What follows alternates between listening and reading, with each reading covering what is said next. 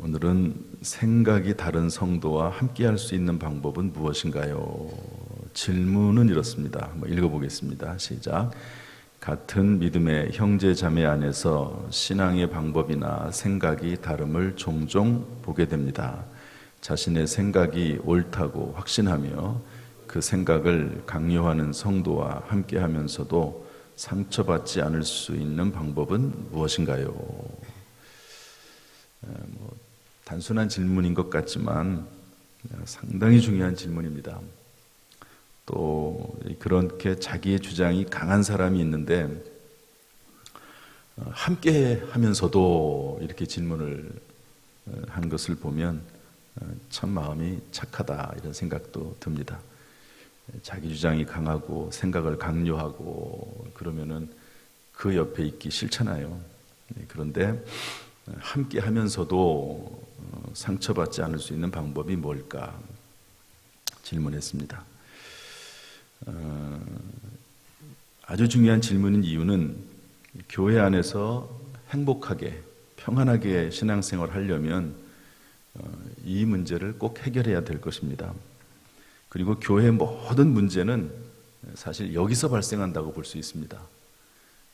서로 이렇게 화합하기가 좀 어렵고 꼭 보면은 공동체 내에서는요 튀는 사람들이 있어요. 꼭 막 자기 주장을 강요하고 화합하지 않고 한 발 물러서지 못하고 자기 뜻대로 하려고 하고 다른 사람을 용납하지 못하고 이런 사람이 꼭 있거든요. 공동체에는. 그러면 그 한 사람으로 인해서 공동체 전체가 깨져버립니다. 미꾸라지 한 마리가 마치 온 그 물에 흙탕물을 일으키듯이 한 사람이 참 악영향을 끼치는 것이 많습니다. 모이기가 싫어지고 또 모이더라도 시끄럽고 다투게 되고 그러지 않습니까? 그런데도 불구하고 함께 하면서도 상처받지 않을 수 있는 방법은 뭔가 이렇게 얘기했습니다. 이 질문의 의도는 일단은 이런 의도입니다. 그런 사람이 있다 할지라도 내가 상처받지 않으면 되니까 그 방법이 뭐냐 이렇게 이제 질문은 이제 본인 중심으로 기록을 했지만 이제 제가 보는 관점은 또 다릅니다. 그런 분이 있고 그런 분은 그대로 있어요. 그런데 그런 분과 어떻게든지 간에 함께 하면서 상처받지 않으면서 신앙생활을 해 나가는 분이 또 있습니다. 문제는 이분이 문제가 아니라 계속해서 상처를 주는 이분이거든요. 이 사람한테만 상처를 주면 괜찮은데 다른 사람한테도 계속 상처를 주고 어디를 가든지 간에 피스메이커가 아니라 트러블 메이커가 돼가지고 문제를 일으키고 그런다는 겁니다. 그게 문제죠. 또 결국에는 그러다 보면 싸웁니다. 한번 부딪히면 화합하기가 사실 쉽지 않거든요. 한번 깨져버리면 관계라는 게 참 그렇습니다. 물론 이제 다시 화합을 해서 더 좋은 관계가 되는 경우도 종종 있어요. 정말로.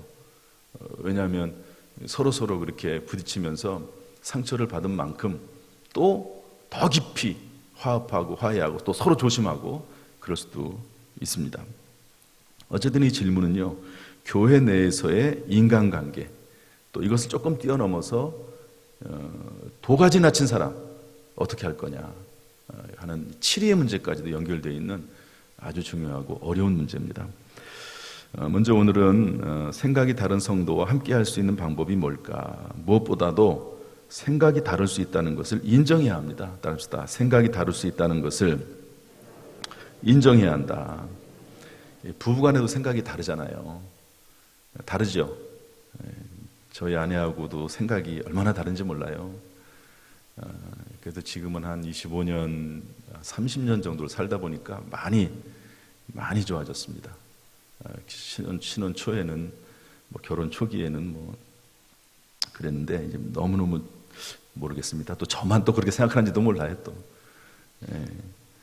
부모와 자식 간에도, 형제 간에도 그렇습니다. 심지어 영적인 거성, 그런 사람들도, 그런 분들도 생각이 다르고 다투거든요.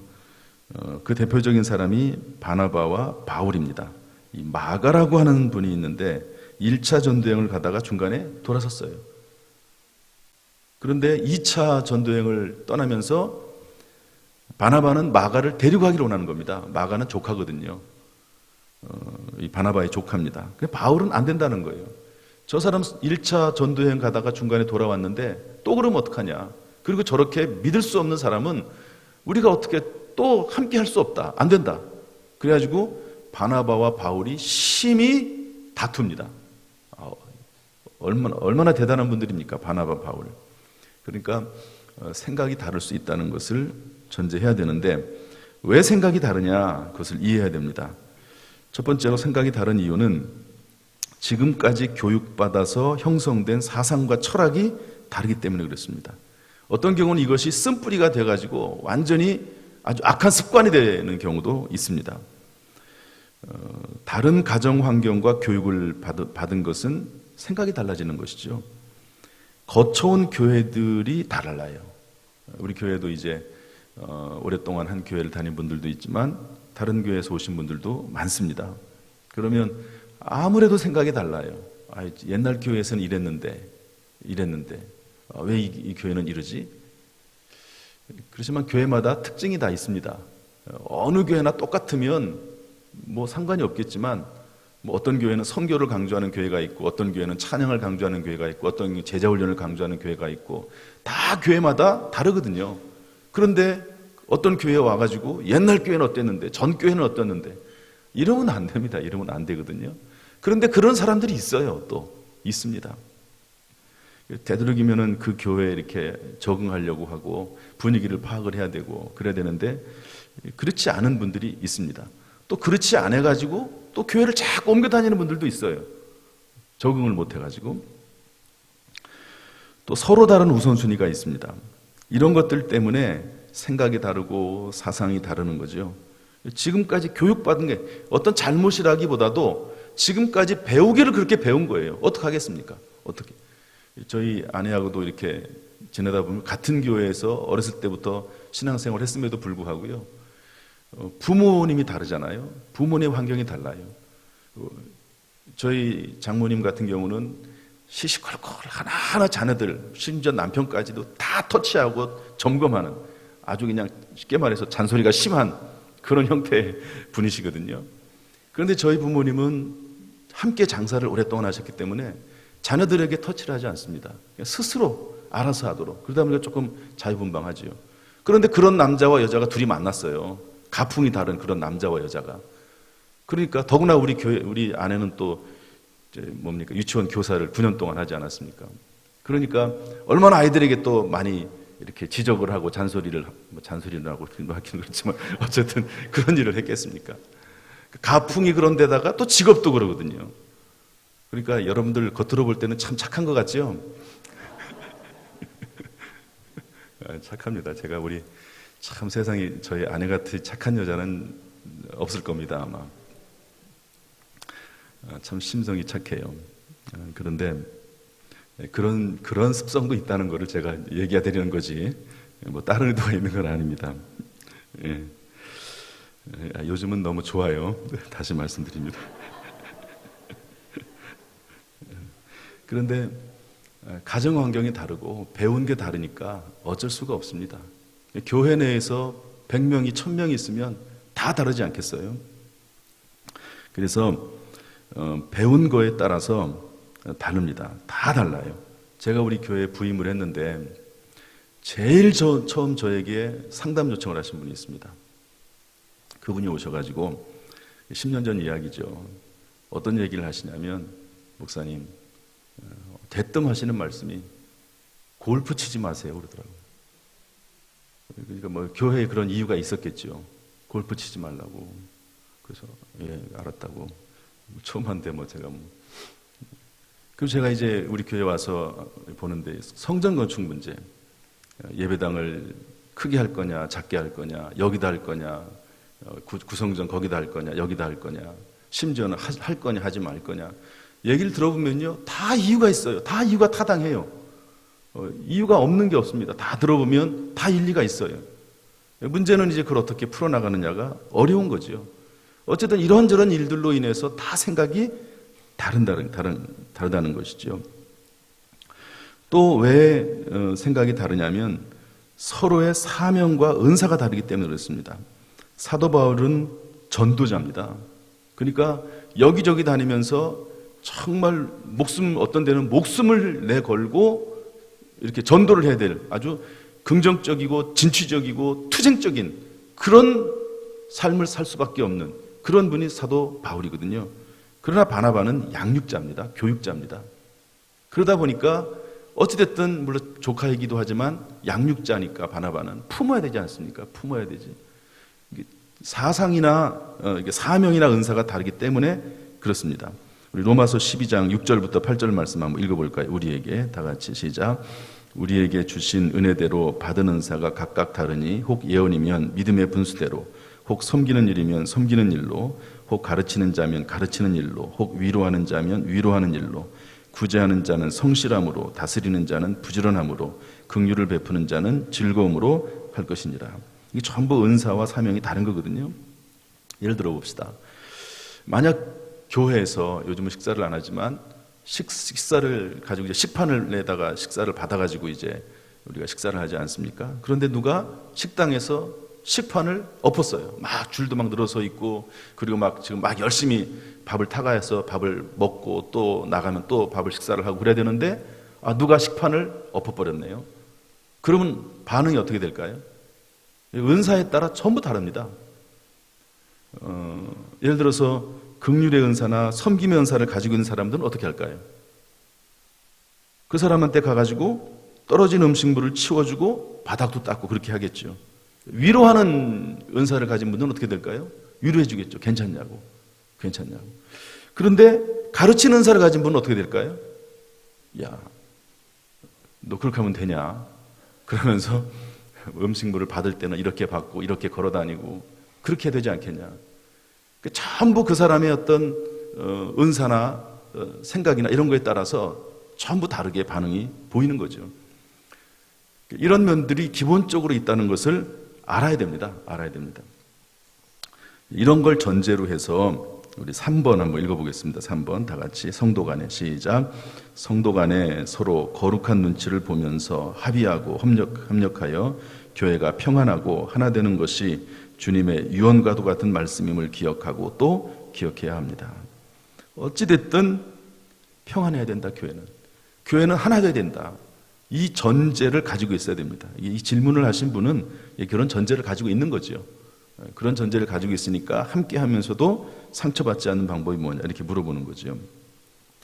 제가 자주 하는 말씀이지만 요한복음 17장은 예수님께서 하신 십자가 지시기 전에 했던 유언기도입니다. 그 내용이 뭐냐면 성부, 성자, 성령 하나님이 하나인 것처럼 제자들도 교회도 하나가 되게 해주십시오. 그래야지만이 세상이 예수 그리스도가 하나님께서 보내신 분인 것을 알게 될 것입니다. 하나님을 알게 될 것입니다. 그러면서 하나가 되게 해달라고 그렇게 기도하거든요. 또 사도행전 9장 31절 말씀 한번 읽어보겠습니다. 다 같이 그리하여 시작. 그리하여 온 유대와 갈릴리와 사마리아 교회가 평안하여 든든히 서가고 주를 경외함과 성령의 위로로 진행하여 수가 더 많아지니라. 교회가 평안해야 됩니다. 그래야지 또 교회가 부흥하거든요. 그런데 하나 되지 못하고 서로 티격태격하고 자기 주장을 강하게 얘기하고 다른 사람의 말을 듣지 않고 그러다 보면요 교회가 평안하지 않습니다. 교회가 전도가 되지 않는 것이죠. 그래서 하나가 되려고 하면 이 얘기는 제가 하도 많이 하는 이야기니까 같은 목표, 같은 비전을 가져야 됩니다. 우리 교회 로고에 따라서 뒤에 있는 십자가 세 개 있는 그림에 따라서 예배, 또 양육, 또 친교, 또 선교, 사역, 또 비전이 있습니다. 1,100, 110, 1,000명의 출석교인, 100명의 새벽기도 성도, 100구역, 또 그리고 10명의 선교사. 아무튼 이런 목표와 비전을 아무튼 마음속에 항상 품고 있어야 됩니다. 그리고 2인 삼각 얘기도 제가 가끔 하죠. 어쨌든 2인 삼각 하려면 같이, 제가 그래서 이 질문이 너무 참 귀한 거예요. 어쨌든 함께 가고 싶은 거죠. 그러다 보면 나는 빨리 갈 수 있어도 조금 늦춰야 되는 겁니다. 어쩔 수가 없습니다. 나 혼자 빨리 간다고 묶여있는 다리가 있으니까 같이 못 가는 거죠. 그래서 교회는 빨리 가는 곳이 아니라 함께 가는 곳입니다. 따라합시다. 교회는 빨리 가는 곳이 아니라 함께 가는 곳이다. 기관도 마찬가지고 모든 구역이나 다 마찬가지입니다. 자동차 악셀과 엑셀과 브레이크를 밟듯이 어떤 때는 브레이크도 밟아야 되는 거죠.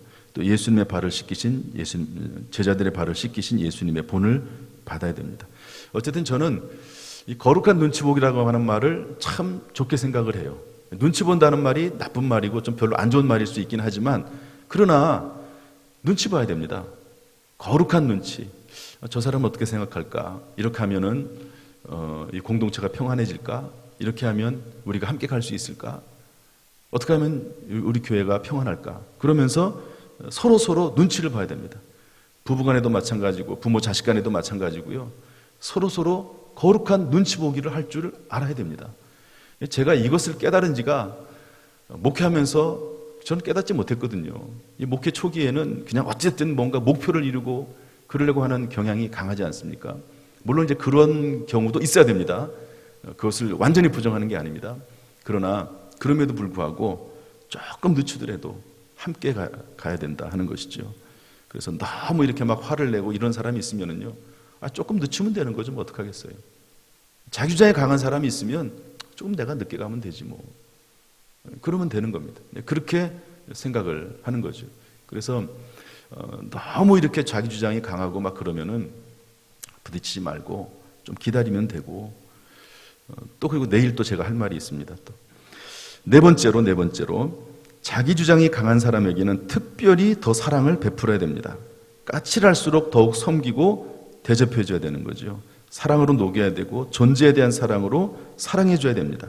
그 강렬한 내면에 자리 잡고 있는 상처와 아픔을 보듬어 줘야 됩니다. 의외로요, 자기 주장이 강하고 또 막 주도하려고 하고 그런 사람에게는 오히려 더 상처가 있습니다. 참 희한해요. 막 다른 사람에게 상처를 줘가면서 자기 뜻대로 하려고 하고 막 고집을 피우고 이런 사람에게 의외로 상처가 있습니다. 상처가 있어요. 아픔이 있습니다. 그런 것이 보인다고 하면 참 큰 그릇이죠. 넓은 그릇입니다. 여기 이솝우화 얘기를 제가 기록해 놨는데, 태양과 바람의 시합, 여러분 다 아시죠? 태양과 바람이 지나가는 나그네 옷을 벗기려고 하는데 바람이 아무리 세게 바람을 불어도 옷이 벗겨지는 게 아니라 더 옷을 이렇게 여미는 거죠. 그런데 태양이 따뜻하게 날씨를 하니까, 더우니까 스스로 옷을 벗는다. 그런 것처럼 자기 주장이 강한 사람, 그 사람의 상처와 아픔도 있다 하는 것을 서로 이해를 해야 된다는 것이죠. 그래서 마태복음 7장 12절 아까 읽은 말씀인데 이게 뭐죠? 황금률입니다. 인간관계의 대헌장입니다. 한번 따라합시다. 인간관계의 대헌장. 다시 한번 읽어보겠습니다. 그러므로 시작. 그러므로 무엇이든지 남에게 대접을 받고자 하는 대로 너희도 남을 대접하라. 이것이 율법이요 선지자니라. 이것만 사실 잘 된다고 하면 교회 생활뿐이겠습니까? 사회생활도, 모든 생활도 인간관계에 상당히 유익이 될 것입니다. 인간관계의 대헌장. 서로 자기 주장이 강한 분도 어떤 분은 정말 똑똑한 사람이 있거든요. 근데 보면 답답하죠. 답답해. 제가 이제 가끔 가다가 우리 집사람한테, 우리 집사람은 머리가 빨리 돌아가거든요. 그러면은 제가 생각하지 못한 것도 종종 생각을 해요. 그러면은 좀 제가 생각이 못 따라가는데 좀 생각 좀 하고 얘기를 하라고 제가 그럴 때 가끔 있어요. 그러면 우리 집사람이 뭐라고 하는지 아세요? 나는 생각이 머리가 빨리빨리 돌아가가지고 벌써 5가지, 10가지를 생각한다는 거예요. 그러니까 근데 그런 건 면이 있습니다. 남자들은 좀 둔해요. 여자들은 머리가 빨리빨리 돌아가잖아요. 남자들 보면 얼마나 답답하겠어요. 답답하죠? 그럴 것 같아 보니까. 근데 남자들은 답답한 면이 있기 때문에 또 하나님께 쓰임받는 면이 있거든요. 우직하면서도 또 남자들이 해야 될 역할들이 남자이기 때문에 하는 부분들이 있습니다. 그러니까 그런데 이제 좀 빠른 분도 조금 늦추고, 늦은 분은 되도록이면 좀 힘 좀 쓰고, 그러면서 해나가야 된다는 것이죠. 베드로전서 4장 8절 말씀 읽어보겠습니다. 무엇보다도 시작.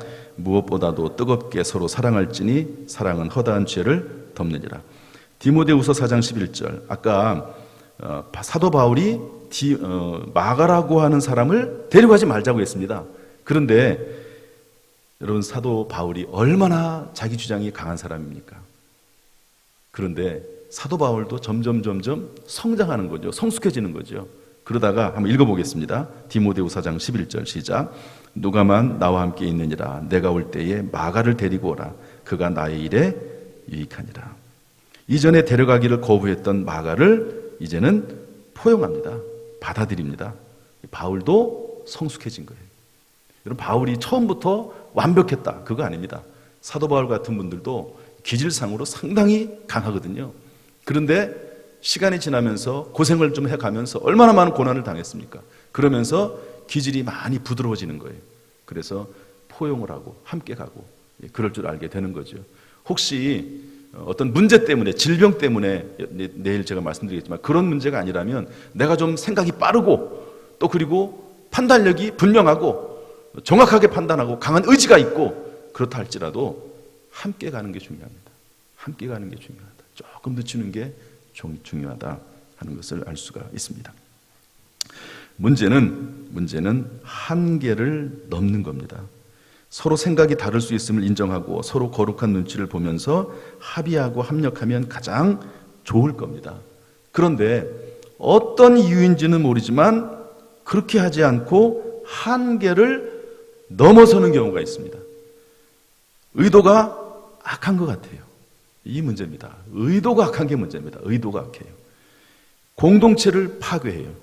분열을 자꾸 일으켜요. 그러면 이거는 그냥 단순하게 함께 상처 입지 않고 가는 차원을 뛰어넘는 경우가 있습니다. 함께하고 웬만하면 가능하거든요. 웬만하면 함께 할 수 있습니다. 그렇지만 좀 모가 나기도 하고 좀 어느 정도 좀 다투기도 하면서 또 다시 화합하기도 하고 그러면서 같이 갈 수 있거든요. 오히려 더 친해질 수도 있고. 그런데 한계를 뛰어넘을 때가 있어요. 여러 가지 이유가 있습니다. 내일 제가 그 부분을 여러 가지 이유를 한번 나누면서 이거는 전부 다르게 대처를 해야 됩니다. 이유가 전부 다르기 때문에 대응 방법도 전부 다릅니다. 그래서 그런 부분들을 내일 나누면 조금 더 유익하지 않을까. 이 부분은 교회 내 인간관계 상당히 중요한 부분입니다. 이 부분 우리가 잘 기억하고요.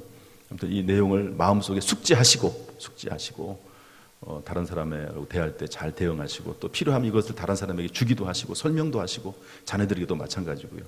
그렇게 하시면 유익이 될 거라고 생각이 됩니다. 기도하겠습니다.